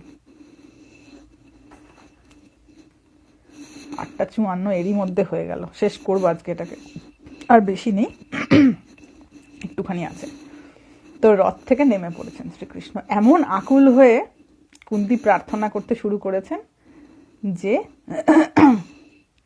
ভগবান শ্রীকৃষ্ণ রথ থেকে নেমে গিয়ে ভিতরে প্রবেশ করেছেন। এইবার এখানে বলছেন কি, ভগবানের স্বরূপ জানা না গেলেও তার নিজের জীবনে ভগবত কৃপার কথা লক্ষ্য করে ভক্ত আপ্লুত হয়। ঠিক কথা, ভক্ত যখন নিজের জীবনে ভগবত কৃপার কথা ভাবে তখন সে আপ্লুত হয়। ভক্তকে, যে ভগবানকে ভালোবাসে, যার হৃদয়ে ভগবানের বাস, যার মনের মধ্যে ঈশ্বরকে নিয়ে চিন্তা হয়, তার প্রতি ভালোবাসা রয়েছে, সে ভক্ত। তো সে কি করে নিজের জীবনে ভগবত কৃপার কথা ভেবে আপ্লুত হয়, এটা খুব বড় সত্য। আর কি, অহংভাব ত্যাগ করে ভগবানের চরণে একান্তভাবে আশ্রয় গ্রহণ করে। সে বুঝতে পেরে গেছে তিনি ছাড়া আমার আর কেউ নেই, আমাকে রক্ষা করার ক্ষমতা আর কারণ নেই। যেটা উত্তরা বুঝতে পেরে গেছে যখন ওই বাণ ব্রহ্মাস্ত্র ছুটে আসছে উত্তরার গর্ভের দিকে, সে দৌড়ে এসে ভগবানের পা দুটোকে জড়িয়ে ধরেছে, যে এই বিশ্ব সংসারে আমি তো আপনি বিনা আর কাউকে দেখতে পাচ্ছি না যে আমাকে অভয় প্রদান করতে পারে, যে আমাকে এই সাক্ষাৎ মৃত্যুর হাত থেকে রক্ষা করতে পারে। আমি তো আর কাউকে দেখতে পাচ্ছি না। ভক্তেরও ভাব কিন্তু এটাই হয়, যে আমরা কি করি, মানুষকে আঁকড়ে ধরি। হ্যাঁ, মানুষকে আঁকড়ে ধরি, এই আমাকে বাঁচাবে, ও আমাকে রক্ষা করবে। কি ভুল ধারণা। এই ধরনের যে দৃষ্টান্তগুলো দেওয়া হচ্ছে, এগুলো কিন্তু ইঙ্গিত। ওখানে কিন্তু উত্তরার যে শ্বশুর অর্জুন, যিনি অন্যতম বীর যোদ্ধা, তিনি উপস্থিত আছেন, কিন্তু তা সত্ত্বেও তিনি ভগবানের চরণে গিয়ে নিজেকে সমর্পণ করছেন। এবং যখন দ্রৌপদীর বস্ত্রহরণ হয়, দ্রৌপদীর একটা রিয়েলাইজেশন হয়েছিল। কি রিয়েলাইজেশন? যে এই সৃষ্টির 5 জন সেরা যোদ্ধা আমার স্বামী, কিন্তু কারোর ক্ষমতা হয়নি আমাকে রক্ষা করার। কে রক্ষা করেছে? এক স্বয়ং ভগবান, তাই না? আর আমরা মনে করছি এরকম সাধারণ ক্ষমতা সম্পন্ন সাধারণ একটা মানুষ, তাকে আমি আঁকড়ে ধরে বেঁচে রয়েছে, সে আমাকে বিপদ থেকে রক্ষা করবে। কি আহাম্মকের মতো চিন্তা ভাবনা! তার কি ক্ষমতা আছে আমাকে রক্ষা করবে? সে হয়তো অজ্ঞান হয়ে গেল সেই সময়, সে তার মেমোরি লস হয়ে গেল, সে আমাকে চিনতেই পারছে না। তখন আমি এরকম অনেক মানুষকে দেখেছি, চিনতে পারছে না। আর এত ভালোবাসার কথা, প্রাণের কথা, টানের কথা হয়ে হয়তো কি একটা অসুখ হয়ে গেছে, ভুলে গেছে তাকে। এবার বোঝো, যার উপর আশা করে থাকা হয়েছিল তার মেমোরি লস হয়ে গেছে, সে আর চিনতে পারছে না। সে এবার যাবে কোথায়? যে আশা করে বসেছিল তার তো সব গেল। That is the fact. এই মায়ার সংসারে আমার মনে হয় ওই জিনিসটা আমায় রক্ষা করবে, ও রক্ষা করবে, সে রক্ষা করবে। আমরা সেখানে সব আটঘাট বাঁধতে থাকি। এখানটা একটুখানি আটঘাট বেঁধে রাখি, পরে কাজে লাগবে, ওটা একটু আটঘাট বেঁধে রাখি, পরে কাজে লাগবে। কিন্তু এটা বোধ হয় না যে ভগবান যাকে রক্ষা করবেন তাকে কেউ মারতে পারবে না, আর তিনি যাকে রক্ষা করবেন না তাকে কোনো আটঘাট বাঁধাও বাঁচাতে পারবে না। এই আস্থাটা ভগবানের প্রতি হয় না। তো উত্তরার এই ধরনের আচরণটা, এটা একটা ইঙ্গিত যে তোমার কাছে যত শক্তিশালী মানুষই থাকুক না কেন, তোমার যখন বিপদ আসবে, রক্ষা করার মালিক কিন্তু ভগবান। তিনি যদি না চান, ওই লোকগুলো সব ইউজলেস, কিছু করতে পারবে না। দেখা যাবে এমন পরিস্থিতি তৈরি হয়ে গেছে কিছু করার মতন আর পরিস্থিতি নেই। জাস্ট লাইক ওই পঞ্চপাণ্ডব, তারা সামনে উপস্থিত রয়েছে, তাদেরকে এমন মোহ পাশে, এমন একটা ওই কথার জালে বলুন কি শপথ দিয়ে বলুন কি যে করে বলুন, সব বেঁধে রেখে দিয়েছে, কিছু করার উপায় নেই, সব হাঁ করে দেখছে। এই মহাভারতের যে কথাগুলো রয়েছে না, সেগুলো খুব ইঙ্গিতবাহী আমাদের জীবনে, যে রক্ষা কিন্তু এক ভগবানই করবেন, যদি রক্ষা করার হয়, না হলে কারোর সাধ্য নেই। আর যে সন্ন্যাসী হয়, যে সাধু হয়, সে এই বিশ্বাসটার উপর ভরসা রেখেই সাধু হয় যে আমি 10টা মানুষের সঙ্গে ঘুরলে আমার জীবনে বিপদ আসবে না, এটা ভুল ধারণা। যদি আমার বিপদ আসার হয়, আমার এমনিই বিপদ আসবে, কেউ আমাকে রক্ষা করতে পারবে না। আর যদি আমার রক্ষা হওয়ার হয়, তো ভগবান আমাকে ঠিক রক্ষা করবেন। এই বিশ্বাসটা হচ্ছে আসল ব্যাপার। তো এই বিশ্বাসের উপর ভর করে কি করে? সে ত্যাগ করে দেয়। হ্যাঁ, বিশ্বাসটা সবার হয় না, তো কি করে হবে? যতক্ষণ না শুদ্ধ মন হচ্ছে, যতক্ষণ না তার কাছে আমি অর্পণ করতে পারছি, সেই বুদ্ধিটাই হবে না। খালি মনে হবে এইখানে আঁকড়াই আর ওইখানে আঁকড়াই, একে ধরে রাখি আর ওর থেকে লুটে নিই, ওর মাথায় হাত বুলিয়ে নিয়ে নিই, এইসব চিন্তা ভাবনা মাথায় কাজ করবে। তো তখন যে ভক্ত হবে সে বুঝতে পারে যে এই জগতের নাম যশ প্রভাব প্রতিপত্তি সবই অনিত্য, সবই মিথ্যা। মিথ্যা কেন না? ওটা সারা জীবন আমাকে শান্তি দিতে পারবে না, ওটা খুব টেম্পোরারি, কিছুদিনের জন্য হতে পারে, কিন্তু মনের শান্তি আমার ওটা দিতে পারবে না। আর মনের শান্তি যার নেই তার কাছে সব মূল্যহীন। এটা ভালো করে ভেবে দেখবেন, যার মনে শান্তি নেই না, সে পৃথিবীর সব থেকে পুয়ার পারসন, সব থেকে দরিদ্র সে, যার মনে শান্তি নেই। তো আমরা সবাই ম্যাক্সিমাম লোকই সব দরিদ্র, সব ভেরি পুয়ার ক্যাটাগরির মধ্যে পড়ি। কারণ কি? আমার কাছে শান্তি নেই। দরিদ্র তো সেই যার কাছে শান্তি নেই, টাকা নেই যার কাছে, সে দরিদ্র নয়। দরিদ্র হচ্ছে সেই যার কাছে শান্তি নেই। যার জীবনে শান্তি আছে সে সব থেকে বড় ধনী। তো সে মনে করে যে এ সবই অনিত্য, সবই মিথ্যা। একমাত্র ভগবানই সত্য, তাই তাকে পাওয়ার জন্য সে তখন সব রকম ঝুঁকি বিপদ বরণ করতেও প্রস্তুত হয়, রিস্ক নিয়ে নেবে। রিস্ক মানুষ কখন নিতে পারে? যেটার উপর ভরসা থাকে, তাই না? রিস্ক আপনি সেই জিনিসটাতেই নেবেন যেটাতে আপনার ইন্টারেস্ট আছে এবং ভরসা আছে, দুটোই থাকতে হবে। ইন্টারেস্টও থাকতে হবে, ভরসাও থাকতে হবে, আদারওয়াইজ রিস্ক নিতে পারবেন না। তো সে নিতে পারে। তার মন তখন বৈরাগ্যভাবে পূর্ণ হয়ে সংসার বন্ধন ছিন্ন করে ভগবানের নাম গুণগানেই সর্বদা তন্ময় হয়ে থাকে। তো এখানে কি বলছে? বৈরাগ্য ভাবে পূর্ণ হয়ে সংসার বন্ধন ত্যাগ করা। সংসার বন্ধন ত্যাগ করা মানে এটা নয় যে বাড়ি ছেড়ে ঘর ছেড়ে চলে যাওয়া। এটা অনেকের ভুল ধারণা হয়। মানে হচ্ছে ওইটা আমার, এই জিনিস আমার, আর এই জগৎ আমার, এই ধরনের ধারণাটি সে ত্যাগ করেছে। তার মনের মধ্যে এই ধারণা এসছে যে এই কোনো কিছুই আমার নয়, আমার আগেও এটা ছিল, আমার পরেও থাকবে, এটা আমার নয়। এটা কিছুদিনের জন্য আমাকে ব্যবহার করার জন্য ভগবান দিয়েছেন, তুই এটা ব্যবহার কর, এটা আমার নয়। ওকে,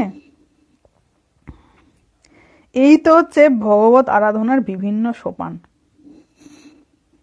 আর এইভাবেই ধীরে ধীরে এগোতে হয় ভক্তকে।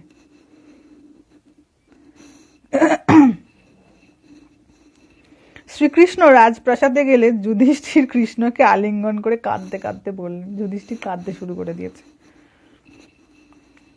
বলছেন তুমি কি যথার্থই আজ আমাদের ছেড়ে চলে যাবে? যদি একান্তই যাও তবে আমাদের বধ করে যাও। যুধিষ্ঠির বলছে শ্রীকৃষ্ণকে, সে তো অন্তঃপুরে চলে গেছে, রথ থেকে নেমে চলে গেছে, তো যেতে যেতেই যুধিষ্ঠির জড়িয়ে ধরে কাঁদতে শুরু করে দিয়েছে যে তুমি যদি যেতে চাও তাহলে আমাদের বধ করে যাও, কারণ তোমার অদর্শন এখন আমাদের পক্ষে অসহ্য। এমনই ভগবানের প্রতি টান, তাকে না দেখে আর থাকতে পারছে না। কিরকম টান বোঝাই যাচ্ছে। যুধিষ্ঠিরের মনে অশান্তির আগুন জ্বলছে, কেবলই ভাবছেন আমারই জন্য কুরুক্ষেত্র যুদ্ধে এত লোকের মৃত্যু হলো, সুতরাং অনন্তকাল ধরে আমায় নরক যন্ত্রণা ভোগ করতে হবে। যুধিষ্ঠিরের এই করুণ অবস্থা দেখে শ্রীকৃষ্ণ দ্বারকায় যাওয়ার সংকল্প ত্যাগ করলেন। ভগবান যখন দেখছেন যে যুধিষ্ঠিরের অবস্থা অত্যন্ত খারাপ, কারণ গ্লানি হচ্ছে না, গিল্ট ফিলিং হচ্ছে যে আমার জন্য এত মানুষ মারা গেছে, এত মানুষ স্বামী হারা হয়েছে, বিধবা হয়েছে, অনেকে অনাথ হয়েছে, তো তার একটা যে সত্যগুণ সম্পন্ন, তার তো মনে বিবেকের উদয় হবেই। আর বিবেক যার রয়েছে তার বিবেকের দংশনও রয়েছে, যার বিবেক নেই তার কথা বাদ দিলাম, কিন্তু যার বিবেক আছে তার তো বিবেকের দংশনও হবে বাবা। তো যুধিষ্ঠিরেরও এরকম দংশন হচ্ছে। যুধিষ্ঠিরের এই অবস্থা দেখে ভগবান শ্রীকৃষ্ণ দ্বারকায় যাওয়ার সংকল্প ত্যাগ করলেন। তো ভক্তের কষ্ট দেখে ভগবান তো বিচলিত হবেই, এটা খুব স্বাভাবিক। এবং এই সম্পর্কটা যখন কেউ বুঝতে পারবে না, একবার যদি করে ফেলতে পারে, এই জন্য ঠাকুর বলতেন ওরে জোশও করে তাকে ধর। কথায় আছে না কথামৃততে, তুই জোশও করে তাকে ধর আগে। তার মানে কি, তুই যেমন তেমন করে পারিস যে কোনো ভাবে হোক তার সঙ্গে একটা সম্পর্ক তৈরি করার চেষ্টা কর। সুখে দুঃখে আনন্দে বিপদে যার কাছে গিয়ে আমি বসতে পারি, রাগ হলে যার ওপর রাগ দেখাতে পারি, কষ্ট হলে যাকে গিয়ে বলতে পারি, আনন্দ হলেও যাকে গিয়ে বলতে পারি, এইরূপ একটা আন্তরিক সম্পর্ক তৈরি করে ফেল, তাকে ধর আগে গিয়ে।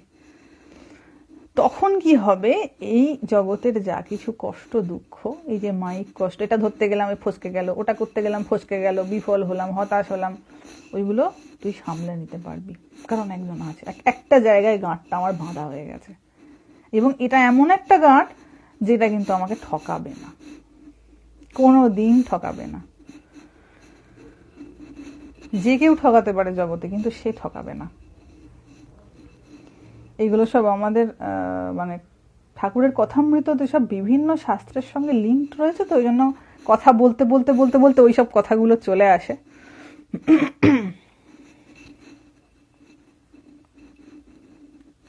হ্যাঁ, ভগবানকে দেখা যাবে না কেন? নিশ্চয়ই দেখা যাবে, সর্বত্র দেখা যাবে। এটা আমি বলে রাখি, ভগবানকে দেখা মানে শুধু এই নয় যে কোনো পার্টিকুলার প্লেসে দেখা যাবে, তিনি অনন্ত সত্তাবান, তাকে অনন্ত রূপে দেখা যাবে। যে যে রূপে দেখতে চায় সে সে রূপে দেখতে পাবে, এটাও সত্য। সর্বত্র ঈশ্বর দর্শনটাই ঠিক ঠিক দর্শন। কিছুক্ষণের জন্য হলেও চলে গেল, ওটাতে আবার হতাশা আসবে, আবার কবে হবে এরকম ভাবনা হবে, কিন্তু সর্বত্র যখন দেখা শুরু হয়ে যাবে না, তখন কি হবে, সেটার আর অভাব বোধ হবে না, সব সময় দেখতে পাবে। এটা কিছু জটিল ব্যাপার না, একটু শুদ্ধ মন হতে হবে আমার মনের মধ্যে, এবং কি একটু আগে থেকে শুরু করতে হবে, এটা একটা বড় ফ্যাক্টর। আমি যদি একটু আগে থেকে না শুরু করি না, তাহলে দেরি হয়ে গেলে কি হয়, শরীর মানে তার বেগটা সামলাতে পারে না। সঠিক আমার আন্তরিকতা থাকলে আমি সঠিক মানুষের গাইডেন্সও পেয়ে যাব। মানে আপনাকে যেরকম দেখছি আমরা, আরে এর থেকেও স্পষ্টভাবে দেখবে। ঠাকুর কি বলেছিলেন, এই তোকে যেমন করে দেখছি ওই রকম করে দেখাতে পারি। ভগবান কি জিনিস। স্বামীজি গিয়ে সম্ভবত 10 বছর পর স্বামীজি বলছেন, yes I have seen god. Swamiji এই প্রশ্নটা নিয়েই তো এসেছিলেন ঠাকুরের কাছে, ঈশ্বর কি আছেন, আপনি কি আমায় দেখাতে পারেন? ঠাকুর বুক চিতিয়ে বলেছিল, হ্যাঁ দেখাতে পারি তোকে, তোকে যেমন দেখছি এইরকম করে তোকে দেখাতে পারি। তিনি কিন্তু তার কথা রেখেছিলেন বাবু, যা আসা কথা বলতেন না, মা বলতেন না ঠাকুর কিন্তু মিথ্যা বলেন না। তো উনি বলে চলে গেছেন, তার তো শরীর চলে গেছে।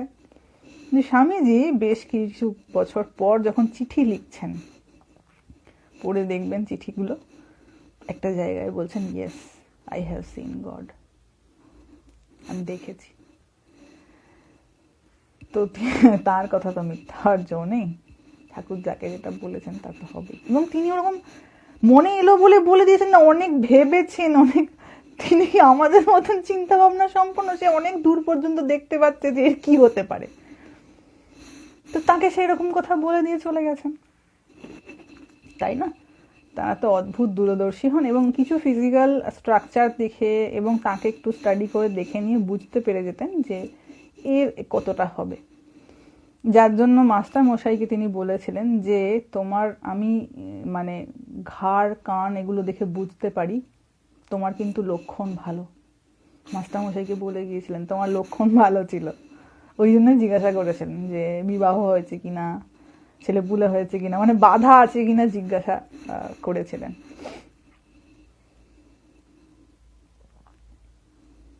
হ্যাঁ, স্বামীজি এই প্রশ্নটা অনেককে করেছিলেন, আপনি কি ভগবানকে দেখেছেন? সরাসরি গিয়ে প্রশ্ন করেছেন, কিন্তু এত স্ট্রংলি আর এত স্ট্রেট উত্তর কেউ দিতে পারেনি যে হ্যাঁ আমি দেখেছি।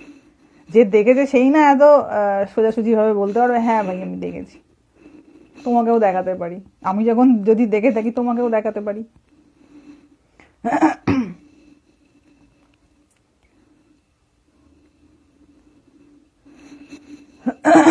এই হচ্ছে ফ্যাক্টরস। তাই শ্রবণ, কীর্তন এবং স্মরণ,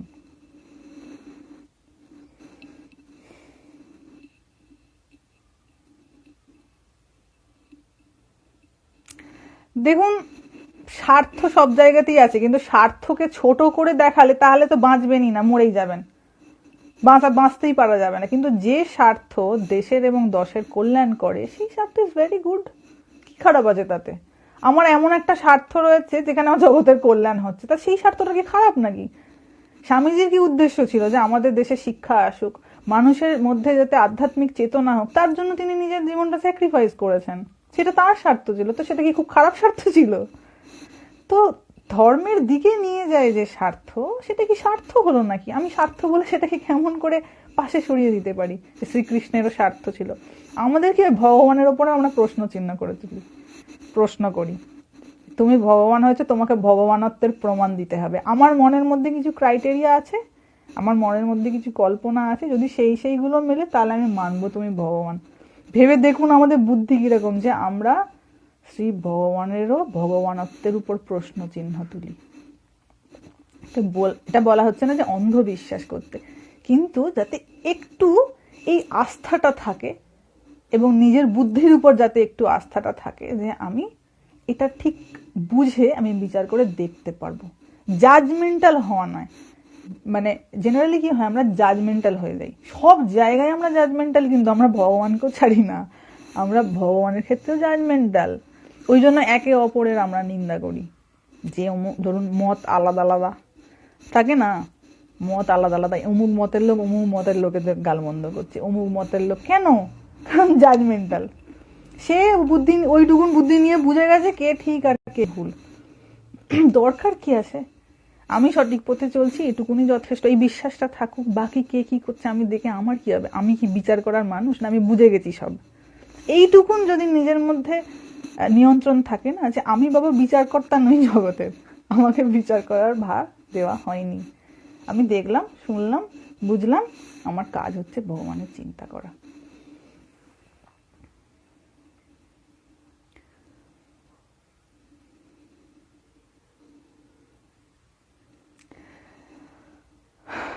দেখুন, সেরকম একটা মানে মিনিমাম একটা গাইডেন্সের দরকার হয় যারা জব করেন, কারণ বিভিন্ন ধরনের মানসিক ব্যাপার থাকে, বিভিন্ন ধরনের অহংকার চলে আসে, তো সেটার জন্য একটা গাইডেন্স তো দরকার হয়।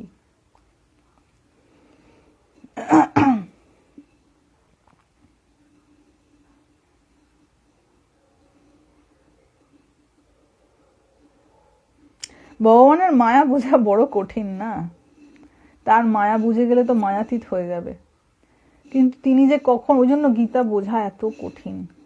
গীতা গীতা পড়া হয়ে গেছে, আর আমি মনে করলাম আমার বোঝা গীতা, আমি রোজ গীতা পড়ি। ভগবান ওইটুকুনের মধ্যে না তার অহংকারটাকে সীমিত করে দিয়েছে, তুমি রোজ গীতা পড়ো, ওটাতে আটকে থাকো, এর বাইরে আর বেরোতে দেবে না। কারণ হচ্ছে তার মায়া কে বুঝবে? যে ধরুন রোজ 2 বার করে গীতা পাঠ করে, 1 বছর করুক, 1 বছরের পর এত ব্যাঙের মতো ফুলে যাবে ভেতরে ভেতরে, কতজনকে যে বলবে যে আমি গীতা পাঠ করি, তার অন্ত নেই। তো তার মানে কি, ওইটুকুন দিয়ে ভগবান ওইটুকুনের মধ্যে তাকে সীমাবদ্ধ করে দিয়েছে, ওই মায়াটা মনের মধ্যে ঢুকিয়ে দিয়েছে যে তুই করে ওইটার মধ্যেই সীমিত থাকে, এটার বাইরে আর বেরোতে হবে না। কারণ তার আধার ওইটুকুনেই থাকার, তার যেটুকুন আধার ছিল ওটা ভরে ভরে গেছে, এবার উপচে পড়বে তো আর রাখতে পারবে না, তো ওই জন্য ওইটুকুনেতে সীমাবদ্ধ হয়ে গেছে। অ্যাকচুয়ালি গীতা পড়ে যে কি হয় আর সেইটা রিয়েলাইজ করলে যে কোথায় পৌঁছানো যায়, সেই জায়গাটার ধারে কাছে আর পৌঁছানো হয় না, কারণ আধার অল্প থাকার জন্য সে ওই ক্ষুদ্র জিনিসই আটকে পড়ে থাকে।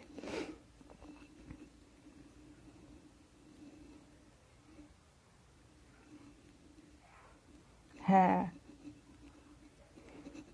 সত্যি তাই। জব ধ্যান করার একটা সুবিধা হচ্ছে কেউ বাজে কথা বলে রাগ কম হয়। হ্যাঁ, নেগেটিভিটি চলে যাবে না, ভেতরটাতে প্রচুর পজিটিভিটি। ধরুন আপনার ভেতরটা জল, বাইরে থেকে কেউ আগুন লাগালো, আপনার ভেতরটা জ্বলবে? জ্বলবে না, ও তো ঠান্ডা। বাইরে থেকে কেউ একটা বাজে কোনো ইম্পালস হয়তো ছাড়লো, বাজে কথা বললো, আগুনটা এলো, জলের কাছে এসে সে এমনি ঠান্ডা হয়ে গেল। কিন্তু আমারও ভেতরে আগুন, বাইরে থেকে আরো আগুন লাগাচ্ছে, বা আমার ভেতরটা একটা বারুদ, আগুন লাগানো হচ্ছে, যেই আগুনটা লাগবে অমনি বেশ বোম ফাটার মতন করে হয়ে যাবে। তো এখন ব্যাপারটা হচ্ছে আমি ভেতরটা বারুদে ঠুসে রাখবো, নাকি আমি ভেতরটা ঠান্ডা জলে ভরে রাখবো। হ্যাঁ, এটা ঠিক যে স্বার্থ এমন হোক যেটাতে অন্যের কল্যাণ হয়, সেটা অনেক বেশি সুন্দর, সেটা অনেক বেশি ভালো। স্বার্থ কোথায় নেই বাবা, পৃথিবীতে এমন কেউ নেই যার কোনো না কোনো ইন্টারেস্ট নেই, কারণ বেঁচে থাকার জন্য তো সবাইকেই কোনো না কোনো স্বার্থ রাখতে হবে, তাকে খেতে হবে না? ভগবান যদি এমন সিস্টেম দিতেন তোকে খেতে হবে না, কোনো স্বার্থ থাকতো না, সবাইকে তো বাঁচতে হবে, তো বাঁচার স্বার্থটা তো সবার রয়েছে না। পৃথিবীতে এমন কে আছে যে বাঁচতে চায় না? তো ইচ্ছা মানেই তো স্বার্থ, তো বাঁচার ইচ্ছা থেকে সেখান থেকে কোনো না কোনো স্বার্থ চলেই আসে, কিন্তু সেটা যত ভগবতমুখী হয় তত সেটা মিনিমাইজ হয়ে যায়, স্বার্থটা মিনিমাইজ হয়ে যায় এবং একটা গুড ওয়েতে যায়, একটা কল্যাণকারী রাস্তায় যায়। সেটা শুধুমাত্র আমি নিজে ভালো থাকবো, নিজে ভালো খাবো পরবো, অপরে মরে গিয়ে যায়, এত ক্ষুদ্র স্বার্থ না, সেই স্বার্থটা অনেক বৃহৎ, মানে অনেক কল্যাণকারী স্বার্থ, এবং মহাপুরুষরা সেটাই করে দিয়ে গেছেন। এই যে ধরুন যখন স্বামীজির বিবাহের কথাবার্তা চলছে, ঠাকুর কি বললেন মা কালীর কাছে গিয়ে, মা তুই ঘুরিয়ে দে, তুই সব ঘুরিয়ে দে। কেন? ও নরেন যাতে বিয়ে না করে। কেন? এবার মনে হবে তিনি কি স্বার্থপর? যদি তার স্বার্থটা কোথায়, না ও এমন কিছু মহৎ কাজ করতে পারবে, এমন কিছু জনকল্যাণকারী করতে পারবে যেটা আর কেউ পারবে না, ওটা তার স্বার্থ। তার স্বার্থ কি ছিল? মানুষের কল্যাণ, তাই না? তার ইন্টারেস্ট ছিল মানুষের কল্যাণ। তার ওইরকম ক্ষুদ্র স্বার্থ শুধু তুই আমার জন্য করবি এমনটা নয়, সবার জন্য করবি।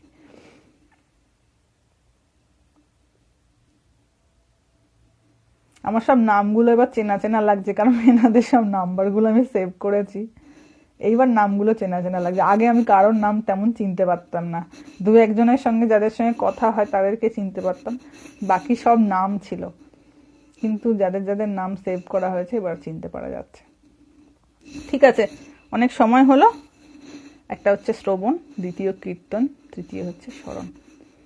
এই তিনটে ভেরি ইম্পর্ট্যান্ট, যাতে জীবনটা একটু সুন্দরভাবে একটু শান্তিতে কাটে। কারণ ভরসা এক ভগবান, বাকি কেউ না। কেউ এসে আপনার আসল ক্রাইসিসে দেখবেন নেই কেউ পাশে, তখন ওই হাঁ করে ভগবানের ছবিটার দিকেই তাকিয়ে থাকা হয়, আর তিনি ভরসা যোগান। তাই এইরূপ সাধন করতে করতে যত বেশি তার ওপর ভরসা বাড়বে, আমার মনের আঁটটা তার প্রতি তত বাড়বে, তত লড়াই করার ক্ষমতা। ক্রাইসিস এলেও তখন মনে হয় দূর, ফুৎকারে উড়িয়ে দেওয়া। মৃত্যু তো আসবেই একদিন, এটা লুকোনোর কোনো জায়গা নেই, পালানোর কোনো জায়গা নেই। হ্যাঁ, গ্রুপ হয়ে গেছে। হ্যাঁ, গ্রুপ হয়ে গেছে। হ্যাঁ, আমি আগের লাইভেই বলেছিলাম যে যারা যোগাযোগ করতে চান নাম্বার সেন্ড করবেন। ঠিক আছে, সবাই ভালো থাকবেন, পরের লাইভে আবার দেখা হবে। ওকে, ওখানে গিয়ে যাদের সঙ্গে সুযোগ হবে নিশ্চয়ই দেখা সাক্ষাৎ হবে। আমি গ্রুপে জানিয়ে দেবো। এখনো আমি ওই কমেন্ট পাস করার জায়গাটা ওপেন করিনি, কারণ ওই গুড মর্নিং, হ্যান মর্নিং, ত্যান মর্নিং খুব বিরক্তিকর। হাজার রকমের যে যেখান থেকে পারবে ছবি পাঠাবে, ভিডিও পাঠাবে, এই পাঠাবে, ওই পাঠাবে, কিছু বলাও যায় না, খুব বিরক্তিকর। সেই জন্য এখন গ্রুপের ওই অ্যাক্সেসটা মেম্বার্সদের জন্য বন্ধ করা আছে। যখন আমি পৌঁছে যাব, তো যখন যেটুকুন দরকার পড়বে তখন সেই অনুযায়ী আমি ওটা অন করে দেবো। যে যার কোনো কিছু জানার থাকলে গ্রুপে কমেন্ট করতে পারবেন। ঠিক আছে, সবাই ভালো থাকবেন। হরি ওম।